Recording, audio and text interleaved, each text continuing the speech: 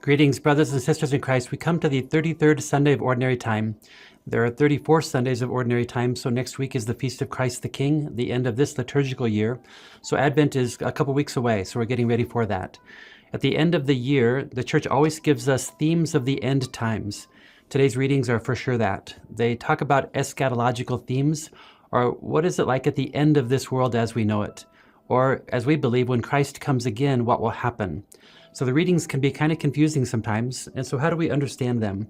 Today's first reading is the prophet Daniel, and he has this horrible image of a wicked king that comes and a battle that takes place, and then God comes in and removes the wicked king and somehow brings about goodness. And in the gospel we have Jesus looking at the temple with his disciples, predicting when the temple will fall, and even when all of the stars and all of the cosmos will seem to fall and change. So what's going on here? One way to understand eschatological language in the Bible, the end times, is to understand how God interacts with us, especially when there is evil, when there is corruption, when there is injustice. And so God seems to be able to come and cleanse out all of that for us. So one way to understand the Bible is God's great cleansing activity to purify us, to make us know more God in God's way.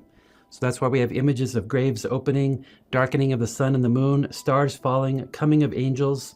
God is doing everything God can in the whole world and in us to be able to root out all evil.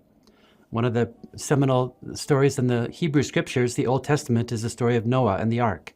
And so there was so much wickedness that God wanted to restart a covenant with us again. And so from our vantage point, a flood came and wiped away most all of the population. But from God's vantage point, he's trying to find a way to save us. So in that little ark of Noah and his family, he can preserve a people who has covenant relationship with God. So there's a cleansing there, and it seems to be destruction from our point. From God's point, I think it's a way of trying to purify us, right? A way to bring us back. We see this happening in church history. We know that with corruption in the church, with wickedness in our papacy, and sometimes in bishops and in clergy, and just in church workers, we can be dismayed at that. God is never finished trying to cleanse us and trying to bring us back somehow. So Jesus enters into all of this. He is God incarnate who comes to restore everything in himself. And in Jesus, he takes all the violence of the world and he absorbs it all into himself. That's why the cross of Jesus is so important. On the cross, Jesus could have fought back with violence, right, and justice. Instead, he submits to the will of the Father. He takes on all of our sinfulness, all of our brokenness, and then he goes into the tomb, and then he comes out of the tomb. The resurrection of Jesus shows us that now God's way is a way of vulnerability, a way of nonviolence, a way of justice, a way of peace. And so as we come to the end of this year, let God come into your life and cleanse you. What in your life is disordered?